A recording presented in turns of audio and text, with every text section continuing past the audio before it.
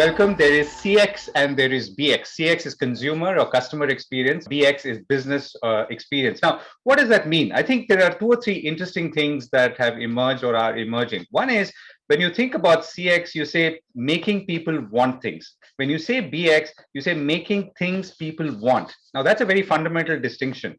When you look at it from a sales point of view, when you think CX or customer experience, you want to focus on the product the company wants to sell. When you say BX, you want to focus on the outcome the customer wants.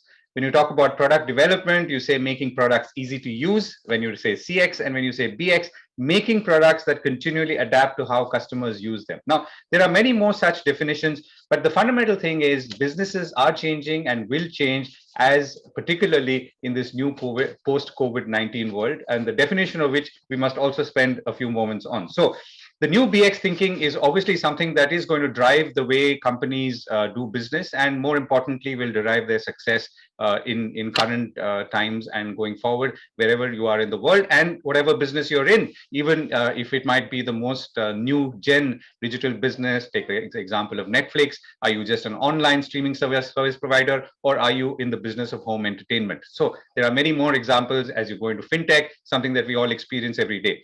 So let's try and understand these two definitions a little more, and most importantly, in the context of where we are in the world today. To do that, I have two great panelists and discussants. Pleased to introduce D. Shivkumar, or Shiv, as he's popularly known.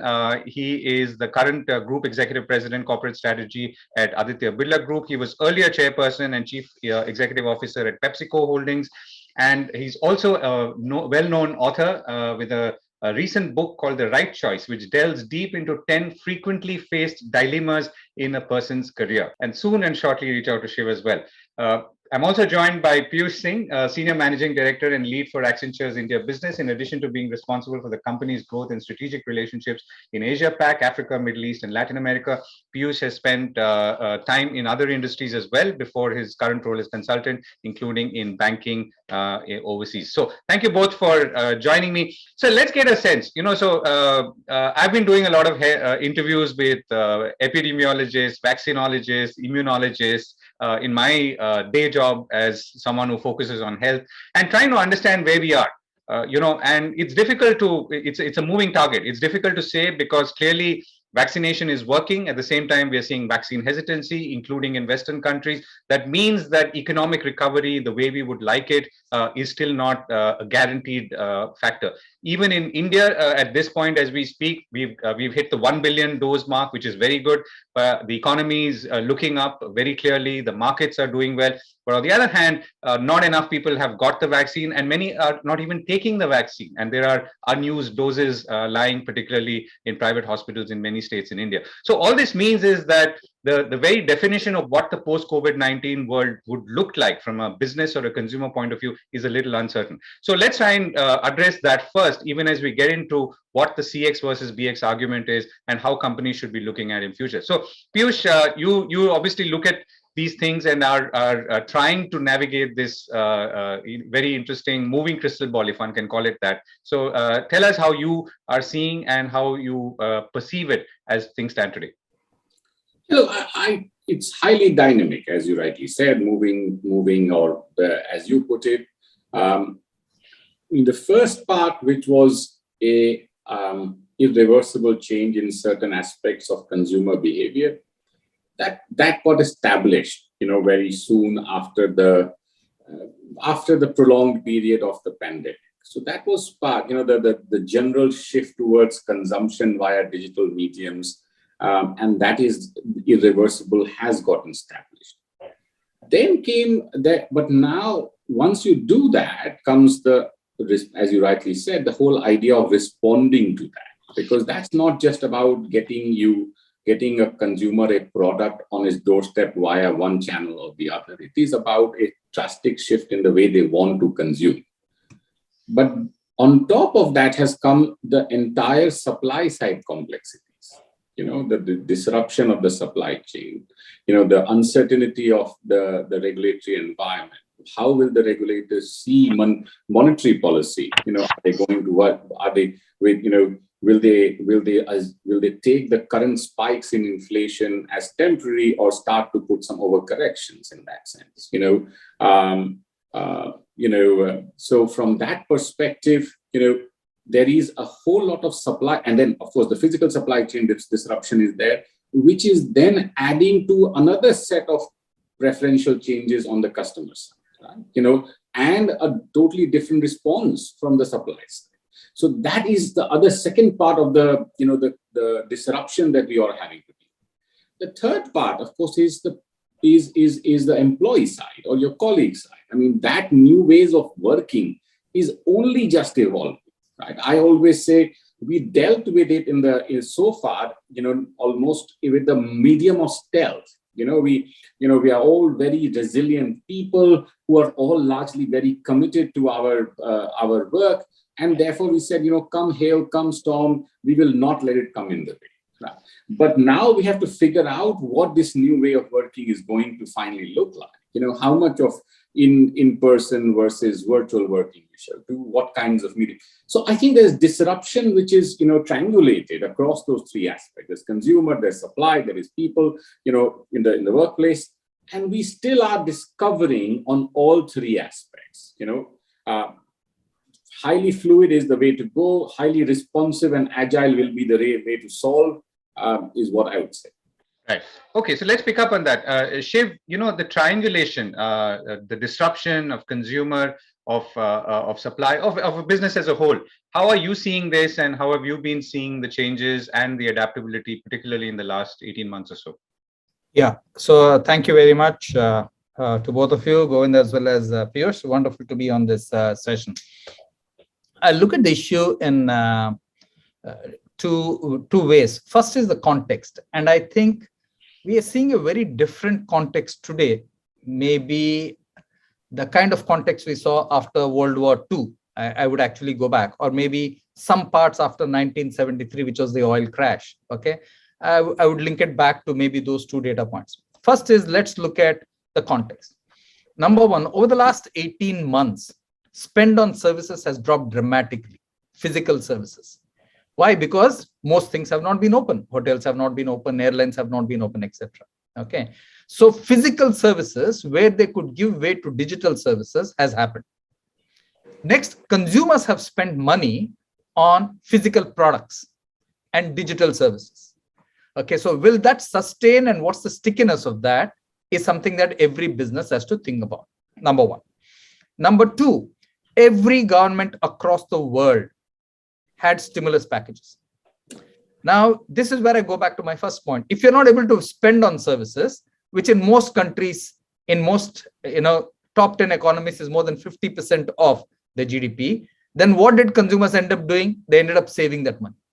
So savings across the board has gone up. So technically, consumers should come back to spending now because they've saved much more than before. Okay. The third and a very important point, which most businesses are underestimating in my book, is that in terms of context, the role of the government and the role of society has gone up significantly, across the board. Okay, you have to work with government, you have to work with society today compared to the past. Next, I think there's a jostling, a jostle for power between the top 10 economies. Exports and imports balance out. Role of China, which are the supply chains right now which will work, etc., etc. Whether if you look at the raw data, the three big trading hubs are America, Germany, and China. Okay, now who will now come into that stream is a question, and that question will be answered, Govind, over the next 10-15 years. It won't be tomorrow. Just like the BPO business in India started in 1984. Okay, so it will take 15-20 years, but people will take positions on that in my book. That's the context. Next is unemployment peaked at 15%. Okay, during the pandemic. Average unemployment is about 7%. But here's a funny thing we see. We see unemployment at 7%. We see attrition being very high. It's very peculiar. It's not happened before. Today, India attrition is 20%. Last month in America, 4.3 million people resigned. The previous month, 4 million people resigned. In 2 months, 8.3 million people resigned from their jobs. on a working base population of 155 million people. That's 5% straight away. Okay, so high unemployment, high attrition. So people are really picking and choosing what they want. They're also not loyal to companies. They're also tired, if they're not able to, get going. Okay, that's the other one. That's the great resignation, the great resignation. Absolutely, that's what they're calling it. Next is, I think all companies are grappling with what is the policy regarding work. Do people work from home? How many days from home? Do people come to office? How many days from office? Or people can work from anywhere? Okay, I don't think anybody has found the template. And I don't think anybody will find the template. Let me also say, I think it's company dependent, it's industry specific. If your industry works from home, it's easy for you to do it. Okay, but if the whole industry and ecosystem doesn't, then it'll be difficult for you to do it. Okay, that's what I would, Then I think finally, I would say in terms of like for like growth, a question I get asked often is, I think 2023 will be the correct year. Because this year we've had, April, May, whatever the impact, etc. So 2023 versus 2022, assuming that there is no further, let's take seismic shifts on the pandemic side. So 2023 versus 2022 will be the like for like year. Till then, all CEOs, all industries will explain the results as impact of pandemic, non-impact of pandemic, we did this, we did that, etc. So that's how I would look at it from a context. From a consumer point, food habits have changed. Technology has come into home. Dishwashers have been one of the highest selling things. Robots have come into home. Okay, bed linen has had a huge uptick in the pandemic. I think digital payments, people have got into the formal economy thanks to digital payments and not thanks to banking. Okay, which is a very fundamental difference. Okay, banks should have done it a long time ago.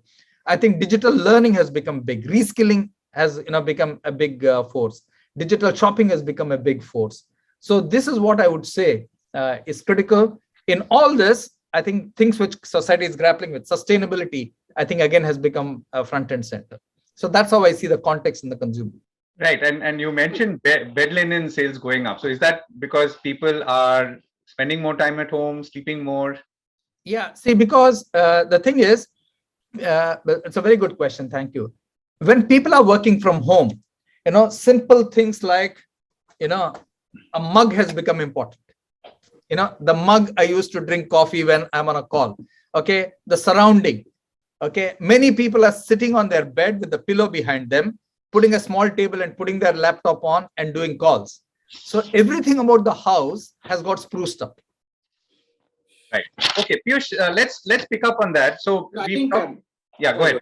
I just want to go back. I mean, I think, as always, there is a number of very, very intriguing paradoxes that now exist that we will have to grapple with, right? I mean, the one, when he talks about increased savings, right, and that being, therefore, the bucket of disposable spend, being greater is available now.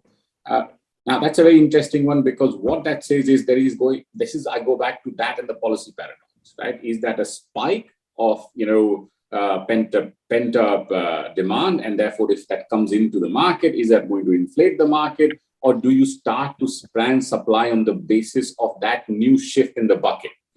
Do I assume that my bucket has now shifted to much greater consumables to comparatively to physical services for a sustainable period, or do I assume that it is going to go back and there's going to be a cooling off of that period? Now that's a very difficult paradox to deal with, right? Because that has got policy implications, it's got supply chain implications, it's got consumer preference implications. The other one, of course, is that whole the workplace one, right? Which is a phenomenal one, because on one hand, as Shiv says, we are living in one of the hottest employment markets, right? And it is at both ends of the spectrum. I mean, there is the digital end of the spectrum where you've got skills that are hot in demand on that end, but there's also the physical labor end of the spectrum, right? That is also running extremely hot right now. More in the scheduled markets abroad, but even in our home markets. But in there, the paradox is there is a whole lot of unregulated workforce which is unclear whether it is suffering or gaining, right? That's a data vacuum that we have not been able to solve for, right? And when you come to the upper end of the workforce, if I can call it, in terms of salary wages, that whole question of I have this paradox. We ask people, would you like to continue working from home or your base location? The answer is obviously going to be yes, it is more convenient. Then you ask yourself the question, will that mean that the engagement that they have with the brand is going to fall? The likelihood is yes, it is going to. So how do you then come to if you can a survey dictate that? No, it's a very difficult paradox, right? Because am I going to go against the inherent obvious wishes of my people to get them out of the comfort of the home or the home location? Because a number of people are now working from locations that are different from where they were, and get them into a more uncomfortable, relatively speaking, location. Because in long term, that is one of the key factors to get them have a better brand engagement. So again, a number of these paradoxes that, again, I don't know, we'll have answers for soon enough. And to the last point about the like for like, again, as I said at the start, are the buckets shifting permanently in terms of expenditure, or are the buckets going to take much longer? So therefore, is the like for like going to come this year or going to come in the next 18 months is again something to watch for. And that's an interesting point, Piyush, because you raised the CEO dilemma. How do you account for this? And to that extent, particularly for large organizations like yours, your large employee base is almost like a customer when you talk about brands and how do you keep engaged. Shiv, how are you seeing it? I mean, you're also part of a very, very large group, and I'm sure look at other large groups and conglomerates. Yeah. So going back to this thing, I think a lot of businesses have done a lot of work in terms of customer experience for a long time. But one of the things about the pandemic and customer has been, okay, do I serve the customer well or the consumer well, depending on whether you're a B2B business or a B2C business, and is he or she delighted with me? And we use traditional measures like NPS, this, that, etc. One of the fundamental shifts, and I think Accenture also argues this, is the concept of business experience as opposed to customer experience.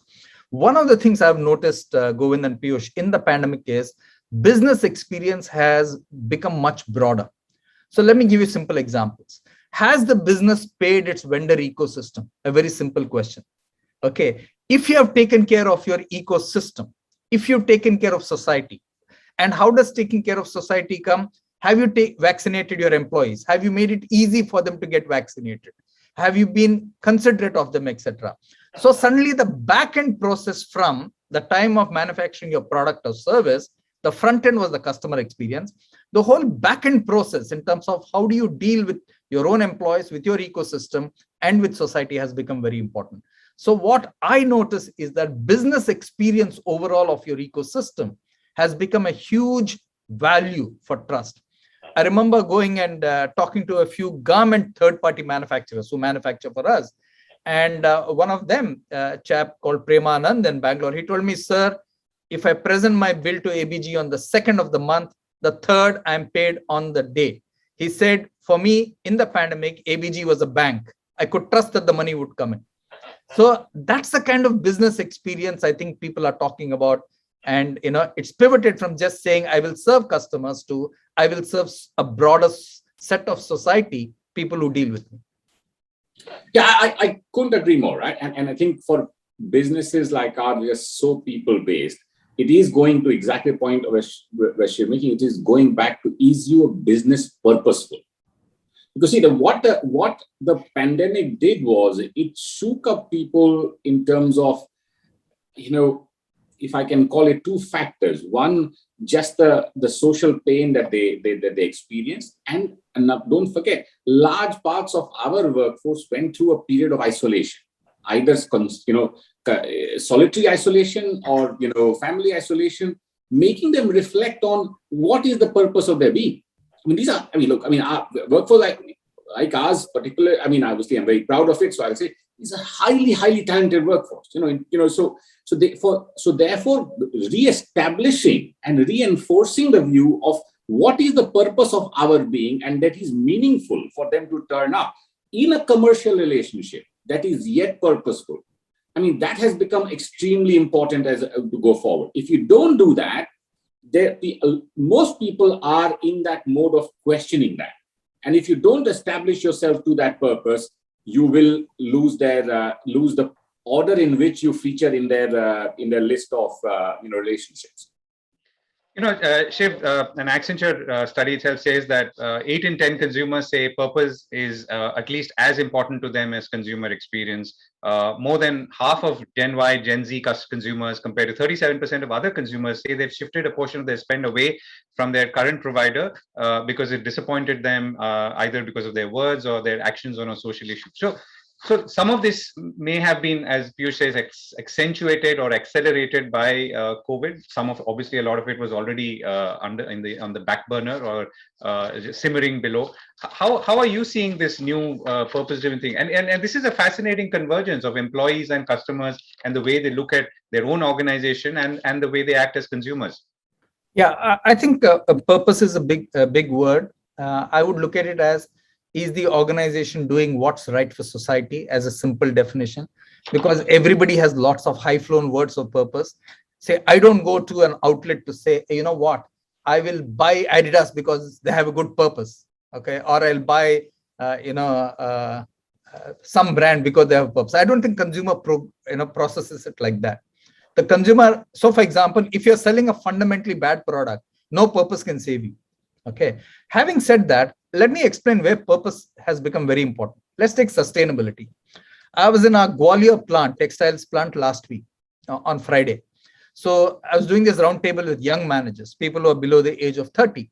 And I asked them, what does sustainability mean to you? They said a lordship. I said, give me examples of what do you do? There's this girl who said, I do not use plastic at all. I take a cloth bag when I go to shop for vegetables. I do not want the vegetable vendor to give me a plastic bag. Then somebody else said, you know what? I go to the milk shop with a bottle. I don't like that plastic. Then somebody else said, I saw on the YouTube that there's this lady who collects all the plastic packs of milk, etc., and turns them into a product. So I'm sending it to her. Then I asked them, do you think your family appreciates it, or are you able to influence the family? They said, I don't think we are able to fully influence the family, but we are committed to it and we'll do it. So things like that have become extremely important. So consumers will look for, are you a sustainable brand? Okay, so sustainability is about, are you taking care of the planet? Are you reasonably meaningful about your profits? Are you taking care of the people, and the way they work with you? And are your products really reflecting that? That's the way people see it. Now, what has happened is, thanks to social media, and this one can put it squarely at the social media desk, I think brands, marketeers, CEOs have got bored of running their business. So everybody wants to take on everything in life. That is not the job of the business. I think people must focus their business on, I need to run a business. I have a brand to run. This brand needs to do that. Suddenly everybody is commentating about everything because it's social media, because everybody wants likes, everybody wants traction, etc. That is actually diverting from the purpose of the business and the purpose of the brand. The purpose of the business and the purpose of the brand is always to satisfy the consumer and deliver more than the promise. Okay, as long as you're focused on that, I think that's a winning business. Okay. Piyush, how do you see this definition of customer today? I mean, you already touched upon it, but how do you see changing? And let me bring in another point. So we talk about met needs versus unmet needs, and one of the things about business experience is to identify unmet needs and think ahead. What's your sense about how organizations are approaching this? Look, I think the important thing here is, as we've said in some of the research that we have put out as well, is that how do you start designing your organizational value chain with the customer at the heart of it, with the design. And if you do so, there is not a formula of finding customers' unmet needs. Right? I mean, if you had that formula, the world would have been a much better place in that sense, right? So, but it's when you start to design it like that, and you involve your entire value chain in that design process, not outsource the design process, to some third party, you will uncover aspects of value that you can add to your customer's life. Right. So that is why that whole, the business experience rather than customer experience. Customer experience, in my view, was a very outside in process, which said, I have identified needs. I must do that in a experiential manner, which has not gone away, by the way. As Shiv said, bad product, with good purposes cannot lead to any success. Similarly, you offer product experiences which are horrible in the name of I'm now trying to design, human-centric design around customer and the value chain is working. Now, that's a theory. You can't, so it is important that that is one small subset of the overall business experience that you must design for.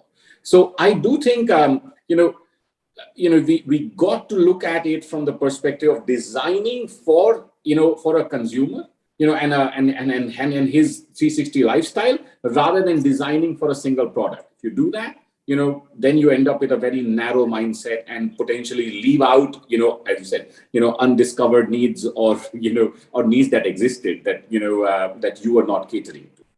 And can you illustrate that, Piyush, as when you talk about a more holistic approach and the BX approach, what examples come to your mind? A huge number of examples. Like today, the great thing, the one thing that technology and the world and the shift by the consumer towards digital consumption has done is it has certainly lowered the barriers of cross-pollination or serving cross needs.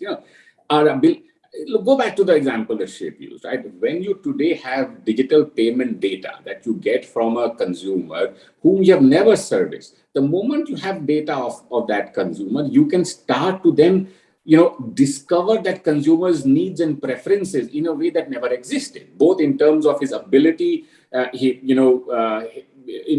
his underwriting his health, and health insurance. As an example, if you look at a product-centric view, understanding his, other consumable buckets that you've got, the kind of customers that he's servicing, therefore his ability to upskill and upscale his or her business. So I think that is just one example. Similarly, I always have this, example that I've now probably, folly of repeating many times. So I will still do it because I still think it's a fascinating one, right? See, you got electric toothbrushes today. Can an electric toothbrush manufacturer become a health insurer? And the answer is yes, possibly yes, because the electric toothbrushes today have bristles, right? That are touch sensitive. You can gather data from there about, your morning saliva, which is known to be one of the best indicators of your health. All your electric toothbrushes are catching that data through your Bluetooth, on your phone apps, right? You can become a health insurance broker because you can start to underwrite my health insurance better than most people because they don't have that level of unfettered data. Should I allow you access? That nobody else would have had. So again, if you start to design around my needs and the level of access that I'm giving you of my consumer preference, my digital footprint, as I call it, you can uncover, swathes and swathes of needs. Right. I would say, Govind, building on what Piyush said, in the past, every category or every industry had only a lens on what we are doing or what we can do better. What are the needs that we fulfill? Okay, what can we do better, etc. Today, thanks to technology adoption, which is a horizontal capability across organizations and society, now the boundaries between segments and categories is blurring dramatically. Okay, so today it is not in the past, as CEOs, we would say, what is the best practice in our industry? If this is the best practice, we'll try and achieve it. Today, I would actually say that's wrong. I think every CEO needs to think of what's the next practice. It has nothing to do with my industry. It has something to do with somebody else. So with technology, see some of the things which have changed dramatically. The concept of time. If you go to a search engine, it tells you, I've given you 2 million things in 0.2 seconds. The concept of time and monetizing time or valuing time is the next practice in my book, number one. I think the concept of returns, almost every industry has a return policy today. That was not there in the past for 99% of the industries in India. We said buyer beware. Today, it's actually seller beware. It's not buyer beware anymore. Okay, because anybody can return what they want. Third, payment options. Everything, even down to 100 and 200 rupees, you have an EMI option. It's no longer that there's full payment required. And final one and most important one, thanks to ratings on digital format, the post-purchase dissonance. And how do you engage the customer post-purchase? Is there a monetization model? Is there a satisfaction model? Has become even more important. So these are the fundamental shifts which I believe, as Piyush said, technology has brought to the table. These are the new unmet needs. Most businesses are not thinking about it like that, but that is where the next practice is going. And I couldn't agree more, but and then what I would further add is, see, when you are that exposed, you are also that vulnerable. So the need for investment in making sure that you have, earlier what you could do is get away with lower investment by stealth. I will summon. But when you are as exposed as you are today, right? I mean, the moment you do something, somebody has got you out on the social media, named you, shamed you, and therefore you have to get your fundamental investments right in terms of setting your infrastructure correctly, setting your processes correctly. Because if you don't do that, it will expose you. So I do agree with Shiv entirely. It is seller beware, because stealth won't work. You've got to have that set up correctly now. Yeah, and I think, Shiv, your 4-point prescription, seller beware, the time factor, ratings, and of course, small ticket purchases. EMI. Ready to convert into EMIs. Sounds like he's writing the chapters of his next book, man. Yeah. Thank you for sharing all this, Shiv. So as we, look at the next generation of customers, which include the present generation of customers, we've talked about, are we in a position to fix the target in terms of what their tastes are, what their post-COVID tastes are, and how do we even evolve to that? And is the nature of evolution itself something so fast changing that we have to change? So can I just interrupt one thing, right? Yes. It's not a next generation of customers.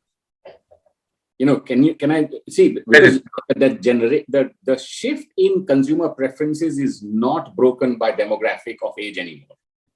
Because in your own household, people across the demographics, which is a group of your household, may have shifted to a much more digitally adopted world versus, in the same demographic set, young to old may have held back and not gone that way, right? I mean, you would have. I mean, again, I'm not stereotyped. In my personal experience, young girls who may still want to go and shop in person, right? But because of their wanting to try and and feel for a fashion retail, while the older demographic may have shifted to entirely digital buying, because they do not have the preference of going out, making the effort, walking the malls and come back, right? So I do believe that, where we have to be careful is when you're looking at consumer, you must look at their preferences and not the generation. I mean, as we have traditionally done, Generation Y and Millennial, that categorization is not working anymore. Shiv, it's back to you. So, if we look at the journey now for the CEO in this environment, and I was even earlier trying to say, even CEOs have to be fast evolving, and they've always been.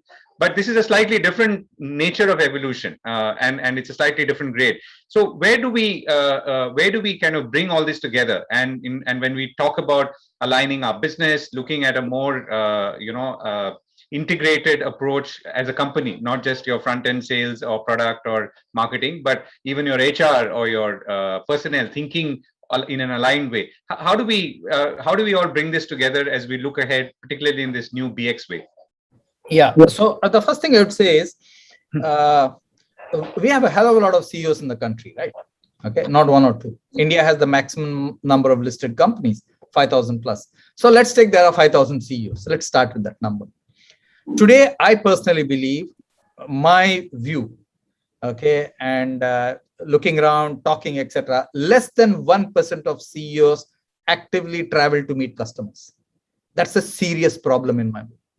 Now, why is it a serious problem? If I'm not meeting customers, I'm relying on second-hand and third-hand information to make up my mind. Okay, that second-hand and third-hand information takes time, and most second-hand and third-hand information is funneled and filtered to imagine what I might want to hear. So the first thing I would tell CEOs is feel the heat of the market. Go and meet your customers. Ask them some simple questions like, what can we do better for you? What can we do together? Ask those questions, and I think that will unlock some unmet needs, as you rightly said in the past. For example, in the B2B businesses, a lot of people are saying, help me become a sustainable business. What are you doing? What can we do together? How can we partner? Okay, help me build an IT system which feeds into your procurement process or your ordering process. There are many suggestions which people give you if you talk to them. That's number one. Second, I think which become very important, Govind, for CEOs is, and this is the test I use to differentiate whether a company is on the right path or not. And I call it the definition of winning. If you ask the CEO of the company, what's the definition of winning? He has a definition. If I ask his management team member, he has another definition. If I ask a middle manager, he has another definition. And if I ask a frontline executive, he has another definition. That's the first sign that the organization is not aligned. You cannot deliver business experience if your definition of winning is not very, very clear across the length and breadth of the organization. So one of the things I would really urge CEOs to do is to develop one concept of winning, whatever that means, or contribution, and ensure that that is consistently communicated. And I would say, thanks to the pandemic and the point Piyush made earlier that people are really tired, etc. The CEO definition I would give you of the future is, number one is a chief emotion orchestrator. I think emotions are becoming so fragile today for whatever set of reasons. That's why people are resigning, etc. That's one. And next is, nothing can be done by one company. As I said, the role of society and government has moved up. I think Porter's 5 forces model is actually not relevant in today's technology world. It is actually, you should ask yourself, if you could write a book on 5 forces of collaboration versus 5 forces of competition. I think that's the new way for CEOs to think about. So chief ecosystem officer who collaborates with the ecosystem to deliver something is, I think, the next force. It's not about competition, it's about collaboration. Right. I'm going to come to last words in a moment, and Shiv, I'm going to come back to you on your own personal examples of transformation in this period in the context of business experience that we're talking about. But before that, Piyush, how do we, we've talked about this transition from consumer to business experience. We've talked about what goes into it and why you need to do it and how you could do it too. How do you measure the outcomes? What you measure as outcome is going to differ, slightly depending on what state of evolution you are in terms of as an organization, right? Because I do think there are organizations that are at a very different stage of evolution and servicing their consumers and their stakeholder needs. Therefore, they will have a different set of outcome and different stage of evolution.